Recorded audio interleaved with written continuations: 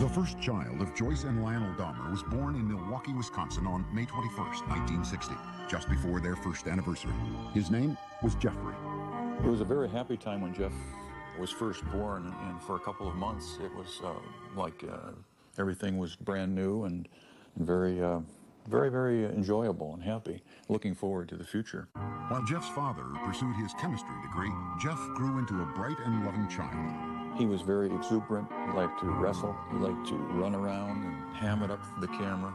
And he liked to play with kids. He liked to get together with them. And he was very outgoing. Jeff was also an extremely curious child. He seemed to want to play with things and feel things and get to know their texture. And he seemed to be very much in tune with what's around him. He just wanted to know what was going on. He had a fascination with animals as a youngster. Once 4-year-old Jeff watched his father collect the bones of small animals that had died under the house.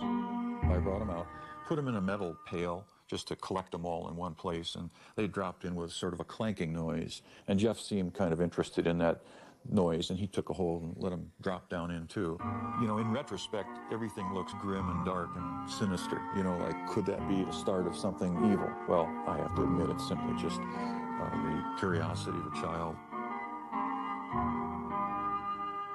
Lionel finished his schooling with a PhD in chemistry.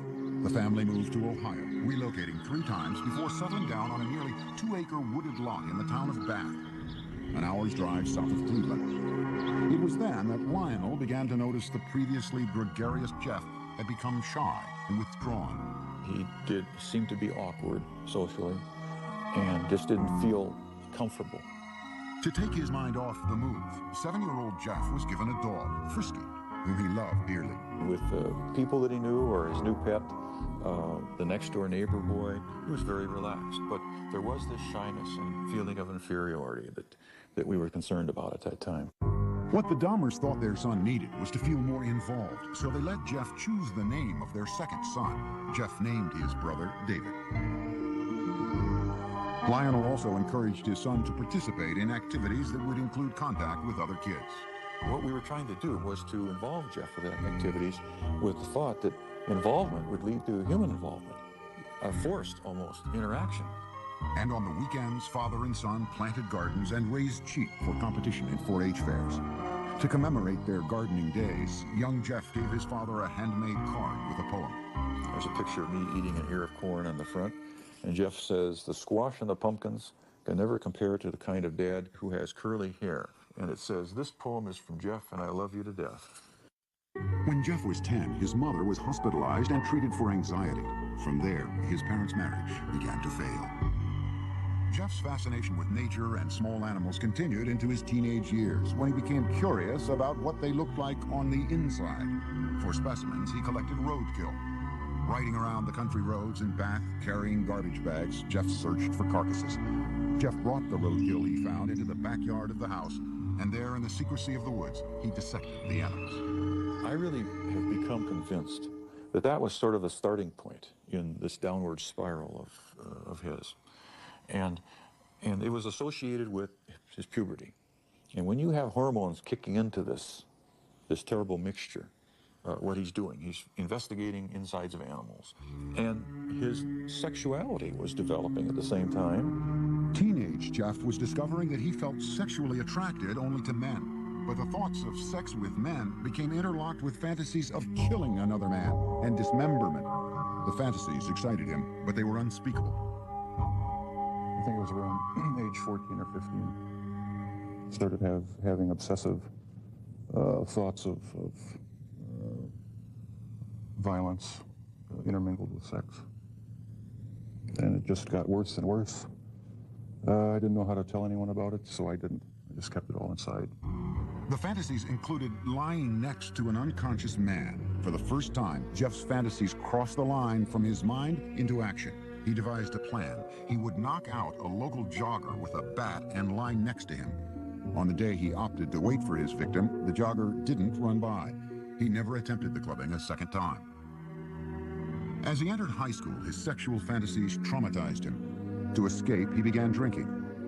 On the way to classes in the morning, he would fill up a cup with hard liquor at a friend's house. And I remember sitting next to him in First period, I believe, history class, and he had a styrofoam cup of scotch, I believe it was scotch. I remember saying, "Jeff, what is that?" And he threw his head back and he shook it and he said, "It's my medicine." But clearly he was getting drunk at 8 o'clock in the morning. At home, Jeff was watching his parents' marriage dissolve. When their bickering escalated to open fighting, he retreated to the forested backyard, slapping tree trunks with sticks. I'd leave the house, go out in the woods and sulk, brooding, wondering why they had to have such a rough relationship. He remained aloof with few interests and no close friendships, but he still seemed to have a sense of humor. On a high school tennis team, Jeff spent most of his time goofing around rather than playing a serious game. But more often than not, the jokes were at Jeff's expense. He gained a reputation as the class clown. Acting out in a bizarre or unexpected manner became known at his school as, quote, doing a Dahmer. All of a sudden, you'd be walking down the hall and you'd hear someone yelling and hollering and running through the hallway, and it's Jeff Dahmer in the middle of the day, running, flapping his arms, yelling, hurricane drill, everybody hide. At one point, Jeff collected money from classmates in exchange for a show at the mall. And a woman is handing out samples of sunflower seeds, and Jeff is taking one, and then another, and being very polite, like he always was, and then just spits them out all over the place, and starts yelling at the top of his lungs, I'm allergic, and runs away. During his junior year, Jeff went along on a school-sponsored trip to Washington, D.C. And Jeff said, "I have an idea, let's go see the vice president." And we sort of all laughed and said, "Yes, sure, the vice president." Jeff went to a payphone. When he returned, he announced that they would be seen in the office of Vice President Walter Mondale in 2 hours. He had explained that we were high school students from Ohio working on our school newspaper, and we were in town for a week, and could we come and talk to someone in the vice president's office? His slick talking worked. Dahmer had gotten his classmates inside the executive office building to meet with Mondale.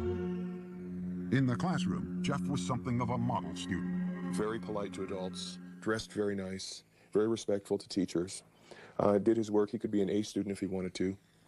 Other times he would fail a class because he had no interest. He could be very polite with very good manners, yes sir, no sir, when he spoke with teachers.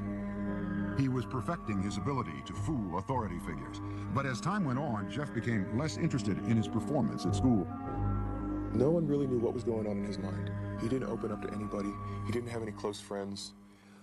And he had really slipped away from his social life the older we got in high school. At the school near Bath, Ohio, Jeffrey remained an alcoholic outcast. His behavior was the subject of mockery from other students.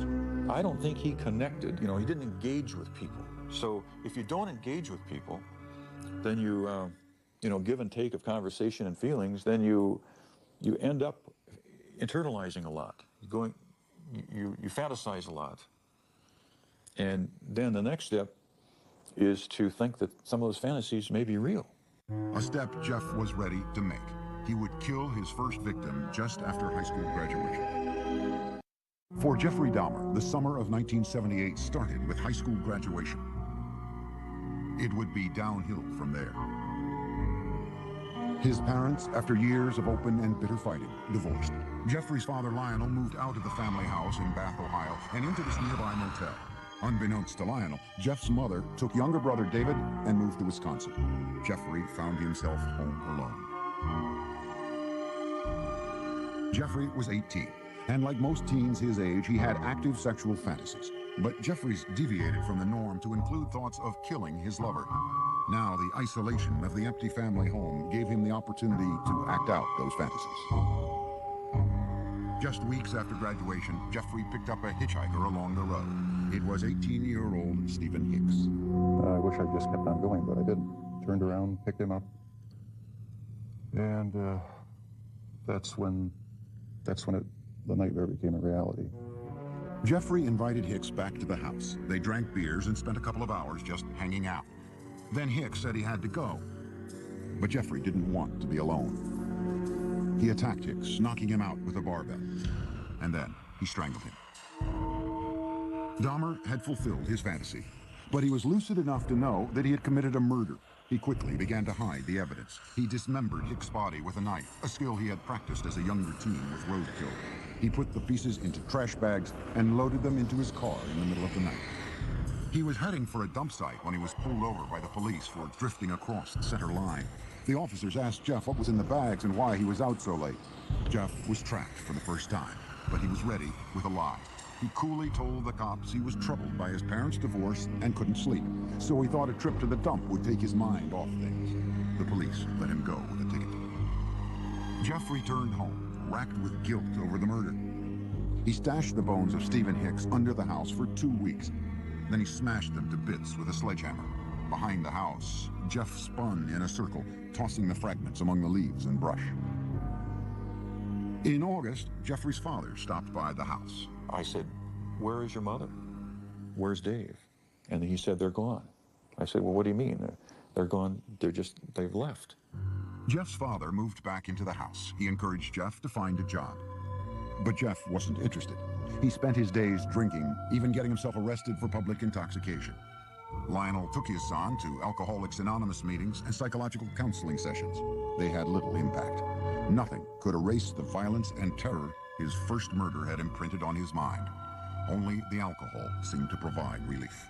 By the end of the summer, Jeff was still jobless, so Lionel suggested an alternative: college. He enrolled Jeff at Ohio State. But Jeff spent the entire first quarter in a drunken stupor, selling his blood to plasma centers and spending the money on beer. Predictably, Dahmer flunked out and returned home. I said, "Jeff, the doors are closing. I think perhaps that the armed services might be something that you need." Like all the other choices that had been made for him, Jeff passively went along with his enlistment. After his basic training was complete, he left for an Army hospital in San Antonio, Texas, where he was given specialized instruction as a field medic. There, Dahmer learned more about human anatomy. For one of the first times in his life, he was excited about what he was doing, responding to instruction and discipline. After 6 months in the Army, his sluggish body had become lean and strong. Normally shy and reclusive, Jeff became outgoing, even smiling. But the mood swing was temporary. The Army sent him for a tour of duty in Germany, and there, once again, Jeff emptied bottle after bottle. His superiors noticed and gave Dahmer an early discharge. He went directly to Miami Beach without contacting his family. He worked in a sandwich shop and lived out of a motel. When his booze bills exceeded the room costs, Jeff took to sleeping on the beach. And he was terrified one night when a big, huge rat came crawling over him, and he called us. He said, he needs some money. I said, "We won't send you money, but we'll send you a ticket. You come home." So I met him at the airport, Cleveland Hopkins Airport, and he had a smile on his face. But as I got closer, it wasn't a smile of happiness, it was a smile of inebriation. Lionel tried for a year to help his alcoholic son, to no avail. Jeff was sent to stay with his father's mother near Milwaukee. There, he seemed to find some stability at last, making a concentrated effort to turn his life around. He stopped drinking, went to church with his grandmother, and he fought what he believed were immoral homosexual urges, which eventually led to his inescapable fantasies about murder. Dahmer even found jobs, first at a blood bank, and then working nights as a chocolate mixer in a candy factory. But the lifestyle of church-going and right living, as he called it, didn't last. After 3 quiet years in his grandmother's home, Jeff came face to face with his fears. At the library, a man handed him a note offering sexual favors. Dahmer declined, but he would later say the note was a turning point. It awakened sexual desires deep inside him. Specifically, he wanted the submissive company of another male. He wanted someone to fulfill his sexual needs, but he didn't want to be burdened by anyone else's needs. Jeffrey started with a perfectly submissive partner. He stole a store window mannequin. He kept the plastic man in his closet, bringing it out to masturbate onto until his grandmother found it and insisted he get rid of it. On his free nights, Jeffrey began exploring gay life in Milwaukee, browsing through porn shops and going to bathhouses. The bath clubs catered mostly to men seeking anonymous sex. To make his partners there submissive, Jeffrey gave them drinks laced with sleeping pills. When they fell unconscious, he would lie down next to them, listening to the sounds of their bodies, their heartbeats, their stomachs. But the drugging experiments ended when one man overdosed and spent a week in the hospital. Jeff was asked never to return to the club. But he then discovered the gay bars and discos of Milwaukee. These would become the killer's favorite hunting grounds. By his late 20s, Jeffrey Dahmer was settled in Milwaukee, living at his grandmother's and prowling the city's gay scene. No one suspected that this reclusive loner with boyish good looks was on his way to becoming a psychopathic serial killer. He did take pleasure in the fact that he was in control of his own little world, that nobody knew what was going on, that he was the master of it. Dahmer could fit in with any group, and you wouldn't say, oh, he must be crazy, or he must be a killer. That's why he was so successful. He was not a repulsive individual. Certainly not in Milwaukee's gay nightclubs. We have it on good facts that he was considered somewhat of a honey in the gay community, that people found him attractive. Several people told us that he was the kind of guy that you wanted to take care of, you wanted to baby him. But Dahmer had very specific requirements for his men. He chose a body style. He liked long, lean, smooth, muscular body styles. And it didn't matter if they were black, white, yellow, red, or brown. If he found them attractive, he would try to get them. In November 1987, Dahmer met 25-year-old Steve Toomey at a downtown club called 219. After a few drinks, they left the bar for a night at the nearby Ambassador Hotel. Dahmer used an old trick to get Toomey into the submissive state he craved. I had put some sleeping pills in his drink to render him unconscious. And was just going to spend the night with him. When I woke up in the morning, my forearms were bruised, and his chest was bruised, and blood was coming out of his mouth. He was hanging over the side of the bed. And I have no memory of beating him to death, but I must have. But Dahmer didn't panic. He went out and bought the biggest suitcase he could find. At the hotel, he crammed Toomey's body into the case, dragged it into a taxi, went back to his grandmother's house, and dismembered Toomey in the basement. That's when the obsession went into full swing. He decided after that second death that he would no longer attempt to control his desires, that he would give full rein to them, yield entirely to them, and after that, his life became the pursuit of unmitigated sexual pleasure. Dahmer now decided to pursue his fantasies of ultimate control. It was no longer enough to have his partners submissive just for a night. He wanted to keep them that way forever. So with the intent to murder and then butcher the men he picked up, Dahmer returned to the clubs. At a bus stop outside 219, he met 14-year-old James Dockstader. Dahmer offered him $50 to spend the night with him. They took the bus back to Dahmer's grandmother's. While she slept, Jeff and Dockstader had oral sex. Then Dahmer drugged and strangled him, his preferred method for killing. He stated in no way did he ever want to hurt anybody. As funny as this sounds, that is the reason why he killed everyone by strangling them, because not only did he get the power and the thrill of committing the murder, but it was also the most humane way. With Dockstader, Dahmer further explored his dark fantasies. He hid the body in the basement for a week and continued to have sex with it. Most serial killers are sexual deviants who are social and psychological sociopaths and sexual paths who kill people for their own sexual gratification. Dahmer's was different than that. He was a true necrophiliac. He was trying to have sex with an unconscious or dead person. Once James Dockstader began to decay, Dahmer dismembered him in the basement near a floor drain, just as he had with Toomey. Dahmer was now drinking heavily again, especially on the nights he planned to murder. By the time he killed, he would be stone drunk. He drank because his conscience was so strong. This isn't a man that didn't know the difference of right from wrong. 2 months after killing Dockstader, Dahmer picked up 21-year-old Richard Guerrero from a Milwaukee bar, again offering him money to spend the night. In a familiar pattern, Dahmer drugged and strangled him. He spent a few hours with the corpse before dismembering it. He then placed the body parts into trash bags for the city garbage collection the next day. In the summer of 1988, Jeff's grandmother asked him to move out. She had been troubled by Jeff's late hours, the mannequin in his bedroom, and now unidentified foul smells from the basement.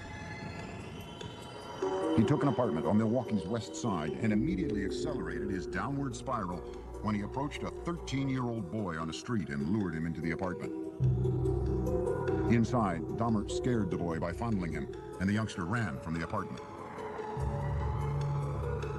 Dahmer was convicted on second-degree sexual assault charges only. The murders were still his secret. He was sentenced to 1 year in a work-release program that required him to spend his nights in a prison dormitory while he continued working at the chocolate factory. In the 10 days before he began his sentence, Dahmer struck again. He met 26-year-old Anthony Sears at the gay club La Cage and killed him. He mummified Sears' head and genitals and kept them inside his locker at the chocolate factory. Towards the end of the work release term, Jeff's father wrote to the judge and urged him to put Jeff in an alcoholic treatment program, writing, "I have tremendous reservations regarding Jeff's chances when he hits the streets." No program was ordered. Jeff was released 2 months early. He moved into another low-income neighborhood in Milwaukee.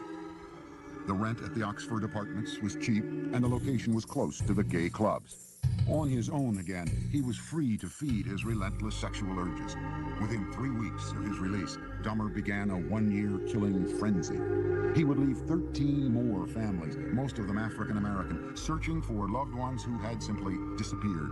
The police, too, searched in vain. Once Jeff started on his killing spree, all of his financial resources, all of his time, money, effort, desires, emotions, thoughts, went into his secret world of killing people and keeping them with him. Many times he talked about trying to fight it, even after he had killed a couple people, saying how he wasn't going to do it again, but within a month he would be back out at the bar stalking. One victim almost got away. Dahmer had drugged 14-year-old Konarak Synthesomphone. The brother of the boy Dahmer had been jailed for molesting the year before. As Konarak slept, Dahmer went out to buy more liquor. But while he was gone, the teen woke up. He staggered out into the street naked. A concerned neighbor called 911. Emergency operator 71. Okay, hi. I'm on 25th and State, and this is young man. He is butt naked. He has been beaten up. He's very bruised up. He can't stand. He's 30 fall out. He is butt naked. He has no clothes on. He was really hurt. Police arrived. By this time, Dahmer had returned from his beer run. As he had with police in Bath, Ohio after his first killing, Dahmer smoothly lied. He told police that Konarak was his gay lover who simply had too much to drink. He brought the cops into his apartment and showed them Polaroids he'd taken of the teen, proof, he said, of their relationship. The police believed the 14-year-old was of legal age and left him behind with Dahmer. They wrote the incident off as a lover's quarrel. Again, Dahmer had been slippery enough to keep his killings a secret. As soon as the cops left, he murdered the boy. Inside Dahmer's apartment, the bodies began to pile up. So he bought a 57-gallon drum and filled it with a powerful acid to dissolve the dismembered limbs and torsos. After weeks in the acid, the remains of Dahmer's would-be lovers became sludge, which he flushed down the toilet or the bathtub drain. For others, Jeffrey boiled the skin off their bones on the stove. A sweet, bitter odor of death began to infest the building, and many tenants traced the smells straight to Dahmer's door. It's awful funny. Whatever Jeff was cooking, Jeff never bought no groceries. So what could he have been cooking that smelled like chitlins? Chitlins have a very peculiar, nasty odor to them, you know. Dahmer was pathologically lonesome, not wanting his sexual partners to leave him even after death. He took keepsake photos while removing their flesh and then preserved certain parts. And one thing led to another. It took more and more deviant type behaviors to satisfy my urges. He devised a plan to build a shrine out of skeletons and skulls, but he was still in search of the perfect partner, one who was completely submissive but alive and not prone to decay. On a few still living victims, Dahmer used a power drill to open small holes in their skulls. Then he injected acid into their brains. According to Dahmer, none of his experimental zombies lived longer than a day. And in perhaps the ultimate effort to keep his victims with him, Dahmer began eating their flesh. It made me feel like they were a permanent part of me. Besides the just mere curiosity of what it would be like, it made them feel that they were a part of me, and it gave me a sexual satisfaction to do that. Throughout this year of ruthless killing, Dahmer still appeared outwardly normal. In this video, taken at his grandmother's house on Thanksgiving, Dahmer talked calmly with his father.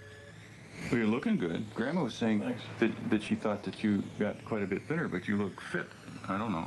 Well, I've been surviving mostly on McDonald's food. It's just so much easier just to pop into a restaurant. But yeah, like I've said before, it gets too expensive, and it does. I have to start eating at home more. It's amazing how he could sit there and appear like he's, clean cut, nice jacket on, talking very hopefully about his job, intelligent. It's amazing how much a human being can hide from another human being. But careful as he was, Jeffrey Dahmer was about to run out of good lives. In July 1991, the city of Milwaukee discovered a serial killer, 31-year-old Jeffrey Dahmer. One man, Tracy Edwards, had managed to escape from the horrors of Dahmer's apartment and flag down a passing patrol car. When the officers entered the apartment, they found 83 Polaroids of bodies in various stages of dismemberment. There were more shocking discoveries in the kitchen. There were 4 fully enfleshed skulls still there, sitting in a refrigerator. One of the officers said he opened the icebox. He heard a scream. It was only later that he realized that it was he himself who had screamed. TV news cameras rolled as what was left of the victims was carried out. The 57-gallon drum filled with the torsos of 3 men. A freezer with dismembered limbs and flesh. Metal cooking pots with mummified hands and genitals. This time, there was no lie Dahmer could tell to save himself. He was walking in a pretty defeated manner. His shoulders were hunched, his head was down. He was sweating profusely. He kind of had a faint, kind of a whining, like a baby crying noise about him. At the police station, detectives began a marathon interview with the suspected killer. Dahmer at first blamed the booze instead of himself, saying he wouldn't have been caught if he hadn't been so drunk. But Dahmer was now clearly scared. The look of terror and almost hysteria that he had on his face in the interrogation room that first night as he was coming down off the alcohol and finally realizing that the gig was up. He was caught. He did cry several times. He went into a rage. Besides asking to kill himself, he stood up and pounced around a couple times. Once Dahmer sobered up, no one could guess at the gruesome details to follow. He made this statement: when I tell you what I'm going to tell you, you're going to be famous. And I tried to say, look, Jeff, there's nothing that you can tell me that is going to freak me out. And he laughed at that. He said, you don't know what I've done. Dahmer spent the next 6 weeks with the detectives, recounting the murders of 17 men, a 159-page confession. It seemed cathartic to Dahmer to finally get the deeds of the last 13 years off his chest. With the information from his confession, investigators went back to Dahmer's childhood home in Bath, Ohio. They raked up the shattered bones of Stephen Hicks, Dahmer's first victim. The Milwaukee County coroner started matching skulls with torsos, and the police began the sad task of notifying families. Dahmer pleaded guilty but insane. The issue of his sanity would be the sole question before the jury. You know immediately that it's going to be probably an insanity defense. What can you argue? You can't claim self-defense. You can't say you don't know how those bodies got there. Wisconsin had no death penalty, so if the jury found him sane, he would spend the rest of his life in prison. If they found him insane, he would be imprisoned in a mental facility. Dahmer himself couldn't understand why he enjoyed fantasizing about murder. Jeffrey thought he was the devil. Jeffrey thought he was so evil that he was equal to the devil. And he knew there was something wrong with him, but he didn't know what it was, but he never categorized himself as being insane. The man who entered the Milwaukee County courtroom in January 1992 appeared completely normal until the words of his confession were read in court by Lieutenant Dennis Murphy. He related that this was a person he really liked. He indicated that he had filleted his heart and kept it in the freezer, and he also kept his bicep. He indicated that he had eaten the thigh muscle of this subject, but it was so tough he could hardly chew it. He then purchased a meat tenderizer and used it on the bicep. Dahmer's father, Lionel, sat in the courtroom beside his second wife, Sherry, stunned by what he heard. No one softened the blow for us. No one told us, no one prepared us with any of these details. How could this be? How could I have not known about it? Dahmer's crimes seemed to be devastating proof of insanity. What else could explain the actions of a man who had sex with the dead, dismembered their bodies, preserved their skulls, and ate their flesh, all for sexual gratification? But the law has a very strict interpretation of insanity. Dahmer's defense team had to prove 2 things. One, that he indeed suffered from a mental disease, and that it kept him from knowing right from wrong. Necrophilia, a compulsion to have sex with the dead, is recognized as a sexual disorder, but it does not make one legally insane. He argued that the necrophilic drive was such that he could not control it. But we don't accept that in the United States as a defense, no more than we accept the pedophilic drive of the man who wants to have sex with children. Ladies and gentlemen of the jury, I understand you have arrived at verdicts in this manner. In a 10-2 decision, the jury found Jeffrey Dahmer legally sane. Some relatives of Dahmer's victims sat quietly in court, others cried. Prior to his sentencing, they were allowed to express themselves before the judge. Jeffrey, I hate you! I know! That is not control! Don't Jeffrey, I kill you!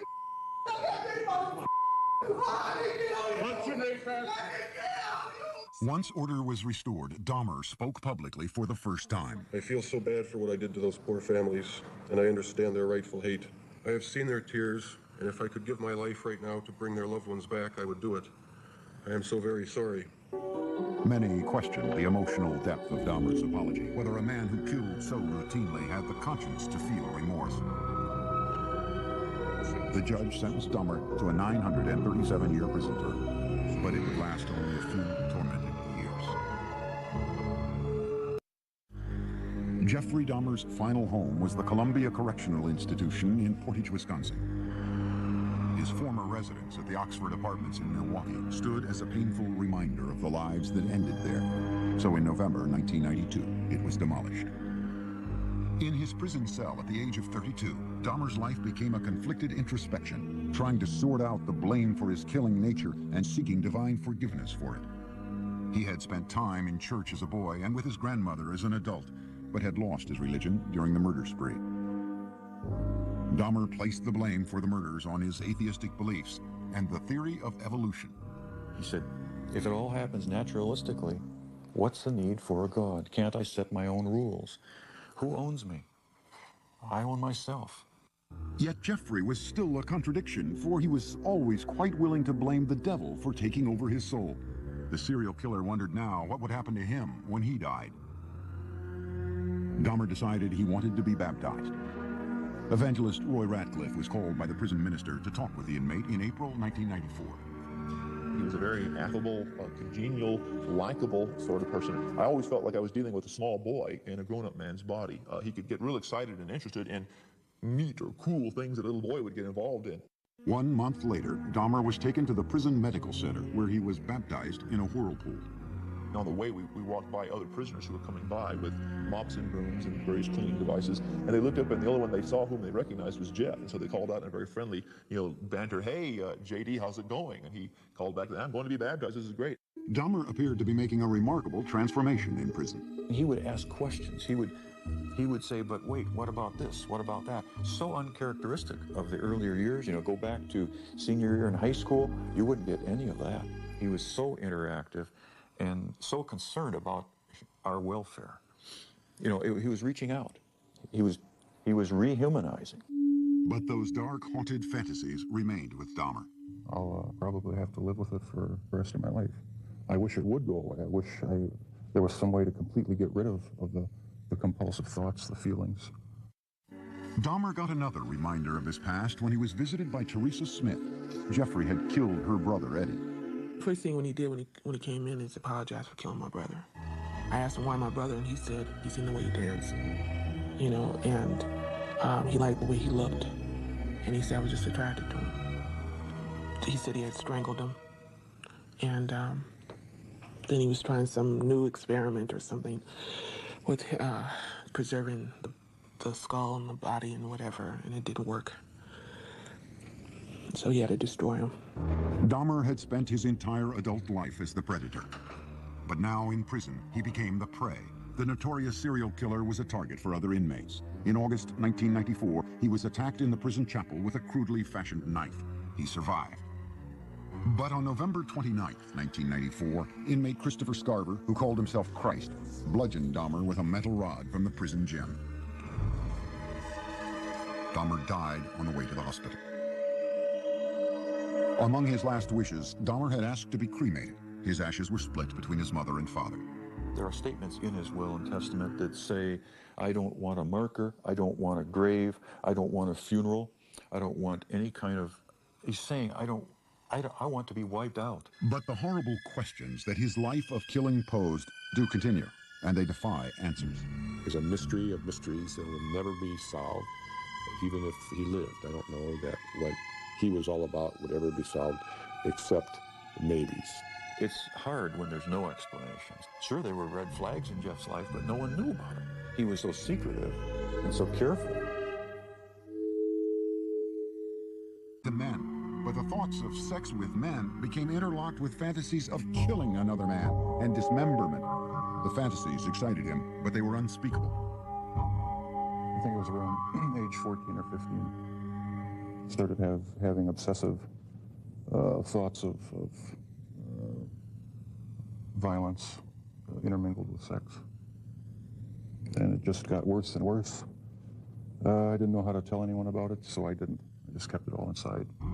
The fantasies included lying next to an unconscious man. For the first time, Jeff's fantasies crossed the line from his mind into action. He devised a plan. He would knock out a local jogger with a bat and lie next to him.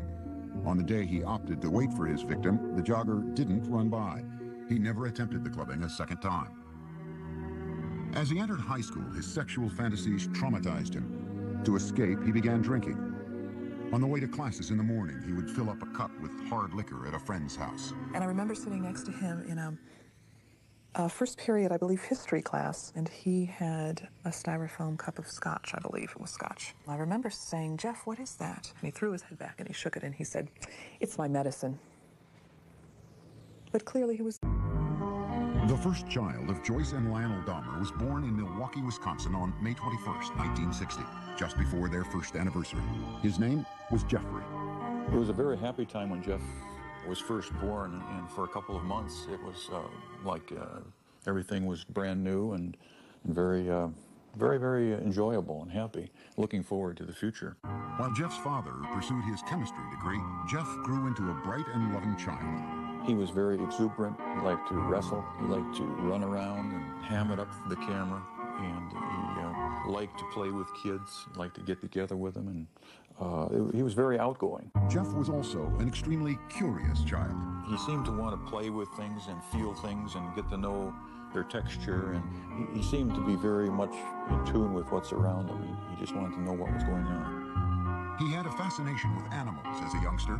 Once 4-year-old Jeff watched his father collect the bones of small animals that had died under the house. I brought him out, put him in a metal pail just to collect them all in one place, and they dropped in with sort of a clanking noise. And Jeff seemed kind of interested in that noise, and he took a hold and let them drop down in too. You know, in retrospect, everything looks grim and dark and sinister, you know, like... Son planted gardens and raised sheep for competition in 4-H fairs. To commemorate their gardening days, young Jeff gave his father a handmade card with a poem. There's a picture of me eating an ear of corn on the front, and Jeff says, "The squash and the pumpkins can never compare to the kind of dad who has curly hair." And it says, "This poem is from Jeff, and I love you to death." When Jeff was 10, his mother was hospitalized and treated for anxiety. From there, his parents' marriage began to fail. Jeff's fascination with nature and small animals continued into his teenage years, when he became curious about what they looked like on the inside. For specimens, he collected roadkill. Riding around the country roads in Bath, carrying garbage bags, Jeff searched for carcasses. Jeff brought the roadkill he found into the backyard of the house, and there in the secrecy of the woods, he dissected the animals. I really have become convinced that that was sort of the starting point in this downward spiral of his. And it was associated with his puberty. And when you have hormones kicking into this terrible mixture, what he's doing, he's investigating insides of animals.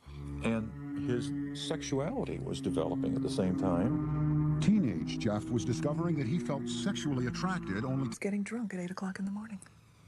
At home, Jeff was watching his parents' marriage dissolve. When their bickering escalated to open fighting, he retreated to the forested backyard, slapping tree trunks with sticks. I'd leave the house, go out in the woods and sulk, brooding, wondering why they had to have such a rough relationship. He remained aloof with few interests and no close friendships, but he still seemed to have a sense of humor. On the high school tennis team, Jeff spent most of his time goofing around rather than playing a serious game. But more often than not, the jokes were at Jeff's expense.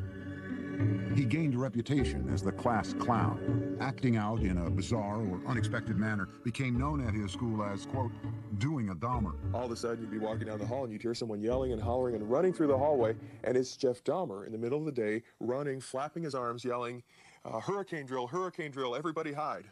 At one point, Jeff collected money from classmates in exchange for a show at the mall. And a woman is handing out samples of sunflower seeds, and Jeff is taking one, and then another, and being very polite, like he always was, and then just spits them out all over the place, and starts yelling at the top of his lungs, I'm allergic, and runs away.